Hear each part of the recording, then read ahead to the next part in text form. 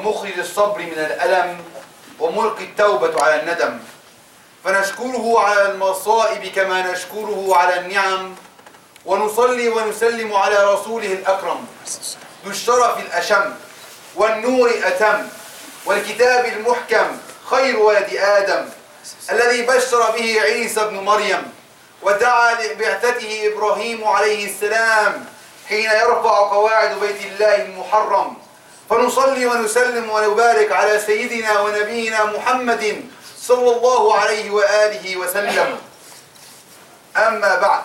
All praise be to Allah, the most gracious, the most merciful. And peace and blessings be upon His last and final messenger. He who Allah guides will never be misguided.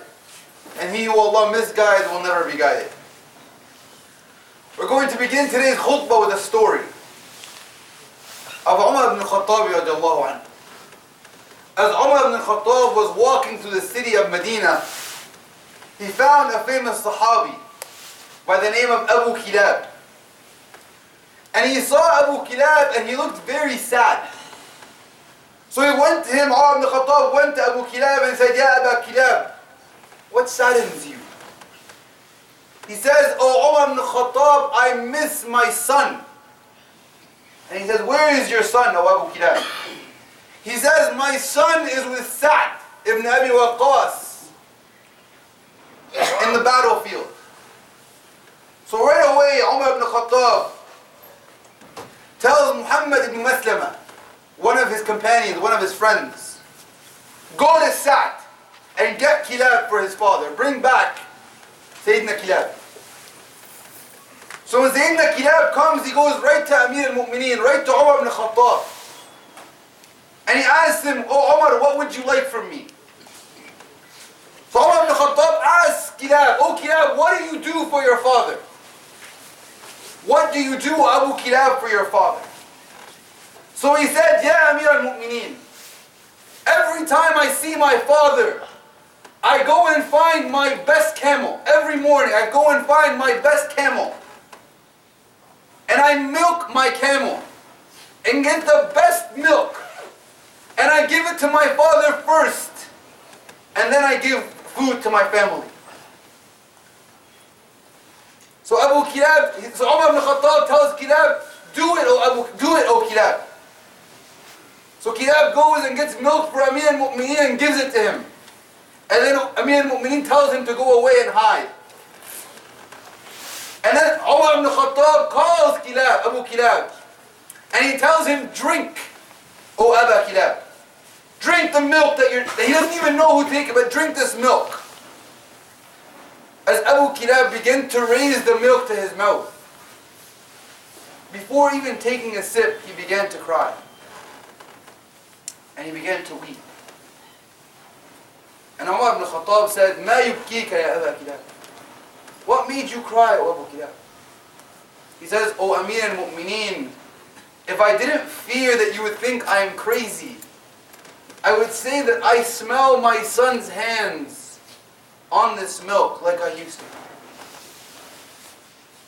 And Amir al-Mu'mineen said, هَذَا إِبْنَكَ يَا أَبَا كِلَابٍ. Here's your son, O Abu Kilab.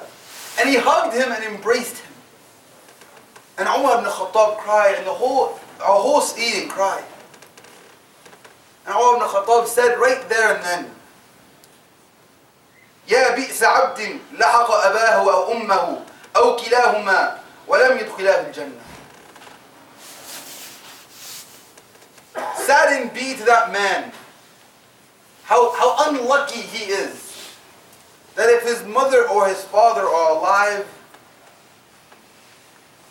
and they don't allow him to enter Jannah, woe be to him. Why did I begin my khutbah with this story? Earlier this year, I spoke about how we should be good to our children. And how every one of our children have a right on us as parents. And I decided to discuss how we have a right on our parents. And what we owe them. Because so often, especially in this society where everyone is in the rat race, as we call it, we forget our obligations to our parents and what we should do for them. Ask yourself, hijab in this situation? Can our parents know the gift that we have given them just from the scent of the gift? Can our parents know what we have given them just because of how consistently we do things for them? Or is it a miracle and our parents are praying, Alhamdulillah, my son called me this month. My daughter called me this month. Alhamdulillah, my child sat with me for half an hour. How are we with our parents? When was the last time we spoke to them? When was the last time we were kind to them? And the sad truth is, we believe that our obligation as Muslims is just salah and siyam. Is just prayer and fasting and acts of worship. But we forget that this deen, this religion, is based on relationships and being excellent in those relationships, primarily with our family. First and foremost with our parents. Because if it wasn't for them after Allah subhanahu wa ta'ala, Allah than them, we wouldn't be here. They were the reason for our existence after Allah subhanahu wa ta'ala. So what have we done to earn their respect? Allah subhanahu wa ta'ala says in the Quran, وَوَصَّيْنَا الْإِنسَانَ بِوَالِدَيْهِ. And we have reminded the insan, the human being, we gave them a covenant. Remember your parents. And he didn't say believing people. He didn't say Muslims. He said insan. Reminding us it doesn't matter if your parents are believers or not. It doesn't matter the state of their belief. Maybe you are more religious than they are. But Allah subhanahu wa ta'ala didn't mention that. He said in general, you are responsible to your parents. And he gives a reason. Allah subhanahu wa ta'ala gives a reason. Even though he doesn't need to, but he gives a reason. He says, حَمَلَتْهُ أُمَّهُ وَهْنٌ عَلَى وَهْنٍ. His mother carried him weakness after weakness. And you don't see it until you one day become a father. And you realize the struggle that your wife is going through for your children. You don't realize how difficult it was and how much struggle your parents had until you have become a parent yourself. But by that point, for some of us, it is too late. We have lost the opportunity to be good to our parents because they had gone, they had passed. So take advantage of today before tomorrow. Because you don't know how much longer they have to live. Or better yet, you don't know how much longer you have to live. And Allah subhanahu wa ta'ala goes further. And He says, وَإِنْ جَاهَدَاكَ عَلَىٰ أَن تُشْرِكَ بِي مَا لَيْسَ لَكَ بِهِ مِنْ عِلْمٍ مَا لَيْسَ لَكَ بِهِ عِلْمٍ فَلَا تُطِعْهُمَا. And if they command you and they pressure you to disobey Allah or to create partners with Allah, do not obey them. But does He stop there? He says do not obey them and that's it? No. He says وَصَاحِبْهُمَا فِي الدُّنْيَا مَعْرُوفًا. And be companions with them in this life. And ma'roof means, and be good to them. Be good to the parents that are asking you to disobey Allah subhanahu wa ta'ala. Yes. That's the level of love and the level of compassion we have to have for our parents. The Prophet ﷺ was sitting with his companions and was asked, O Messenger of Allah, what is the best of actions? What is the best of actions? The Prophet responded, أَحَبُّ الْأَعْمَالِ إِلَى اللَّهِ الصَّلَاةُ لِوَقْتِهَا. Prayer that is on time. They said, then what? ثُمَّ بِرِّ الْوَالِدَيْنِ. They said, then what? ثُمَّ الْجِهَادُ فِي سَبِيلِ اللَّهِ. So being good to our parents was prioritized over doing jihad. So often we have this misunderstanding as Muslims that our job, our role is to go and give jihad, go and tell people become Muslims. Yet we forget our responsibilities. We forget what we owe our parents. forget what we have done wrong.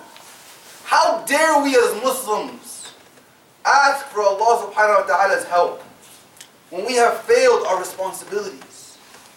We have failed our own duties. In the time of Abdullah ibn Umar, a man carried his mother around the Kaaba 7 times. And he asked Abdullah ibn Umar, he said, Ya Abdullah ibn Umar, have I given the debt to my mother? Have I repaid her debt? After everything she has done for me, I carried her on my back for 7 times around the Kaaba. Have I done my job? Abdullah ibn Umar says, you have not done more than 1 contraction of birth.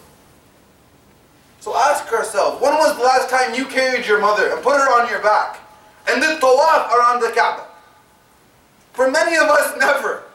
So ask yourselves, have we paid back what our parents did for us? Have we given them their rights? Have we given them their dues?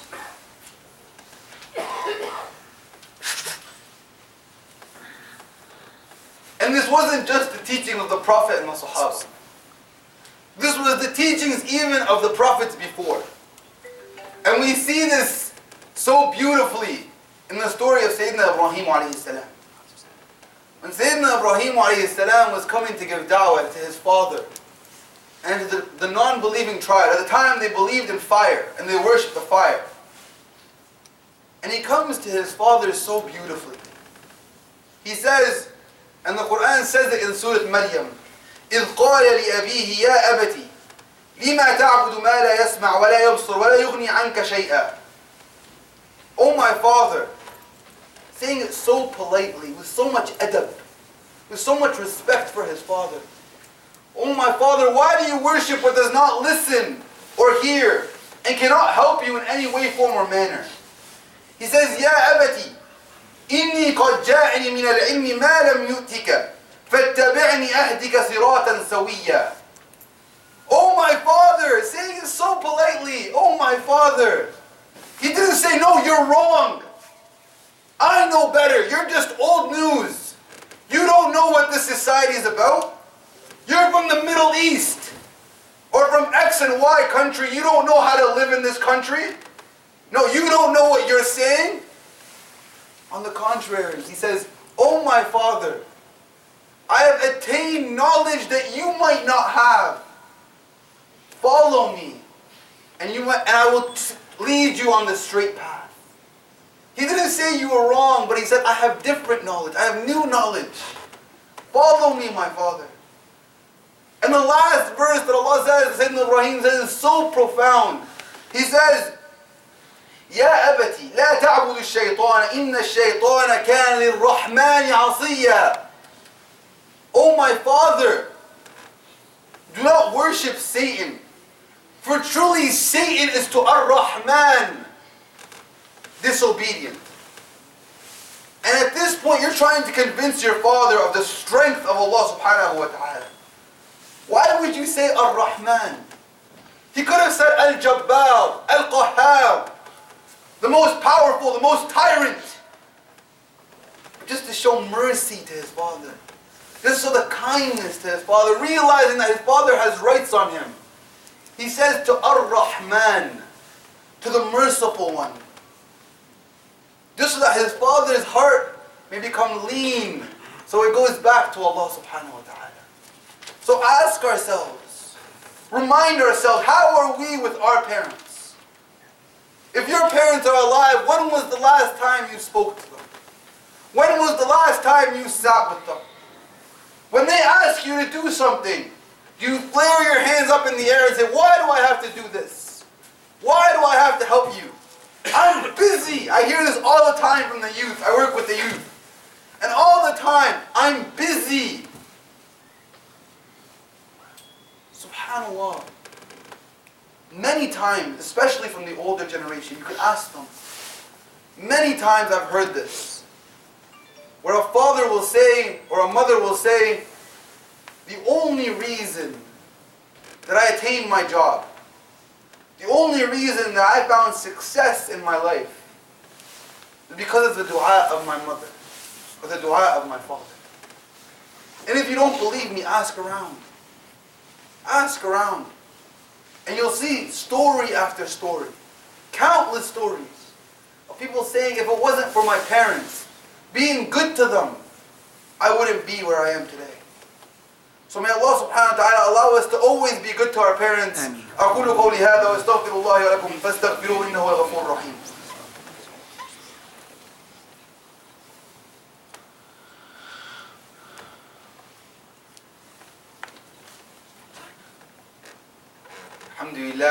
الحمد لله الذي أنزل على عبده الكتاب ولم يجعل له عوجا. All praise be to Allah, the most gracious, the most merciful, and peace and blessings be upon the Prophet sallallahu alaihi wasallam. To begin my second part of my khutbah, I have another small story for all of us. And this story is a proverb, and it begins with a young boy. And this young boy would constantly play with this tree. And as the boy got older, slowly but surely he stopped playing with the tree. And he started finding friends to play with. And years went by. And the boy comes back to the tree. And he says to the tree, "Oh tree, I need money. I need stuff to money. I want to enjoy so-and-so activity with my friends." The tree says, "I have no money to give you, but I have these apples. Take my apples and sell them. And whatever money you attain, that will be the money for the activity that you want to do." So this boy goes and picks all the apples off the tree. And he sells these apples and gets the money that he's looking for. And he goes and sells these apples and enjoys the activity that he wants to enjoy with his friends. And he forgets the tree and forgets to play with the tree weeks on end, months on end. And a few years go by and this boy has grown and become a man. Now he wants to get married. And he starts running everywhere looking for anyone. And the tree says, "Oh boy, come play with me. I've missed playing with you. Come play with me." So the boy goes, "I can't play with you right now. I need to find money to build a house for my family." The tree says, "I have no money to give you, but I have branches. Take my branches and build your home."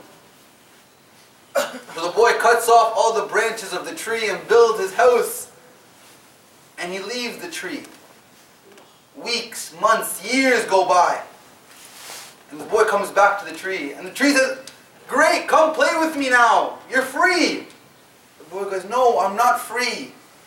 I need to get money because I want to travel the world. I want to see the world."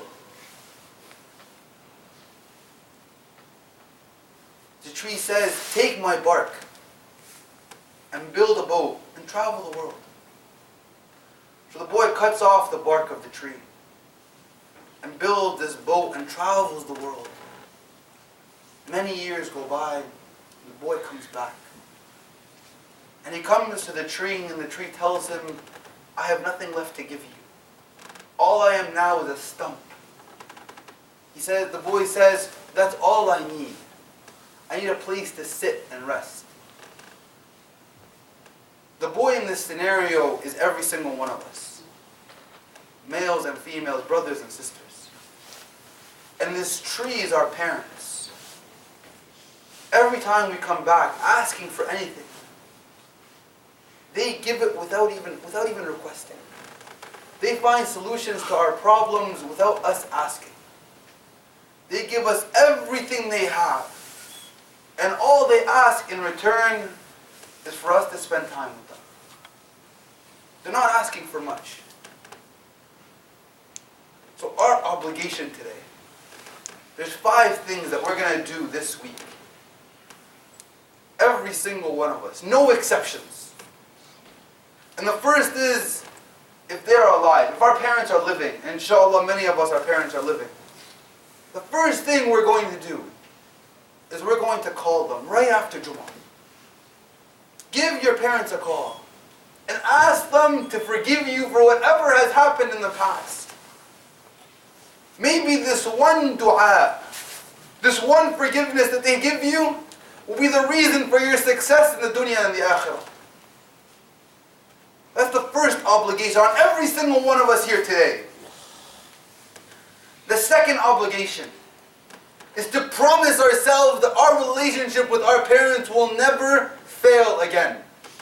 And it is our responsibility as the children to be good to our parents and to always have them pleased with us, no matter what the circumstance. Even if it means getting out of your way and doing things for them. No matter how busy you are. Because when they took care of you, they never said we were busy. They took care of you lovingly. So we have that obligation to take care of them and be with them lovingly. Number 3, every opportunity we get, before you see them, after you see them, after they leave, ask them to make dua for you. Constantly ask them to make dua for you. You call them on the phone, Mom, Dad, please make dua for me. You don't know which dua is going to be accepted. You don't know which dua is going to go right to the skies. And Allah subhanahu wa ta'ala accepts that particular dua. And the struggle that you're facing, the busy that you have, is freed just because of their dua, just because they're pleased with you. Number 4, one opinion of the scholars say that if you don't make dua for your parents, whether they are living or they have passed, in every salah, you have not been fair to them. You have been a bad son or daughter if you have not made it in every single salah. And Allah subhanahu wa ta'ala gives us the dua. Subhanallah. He says, وَقُلْ رَبِّ ارْحَمْهُمَا كَمَا رَبَّيَانِي صَغِيرًا. And say, oh my Lord, have mercy on them, for they have raised me when I was young.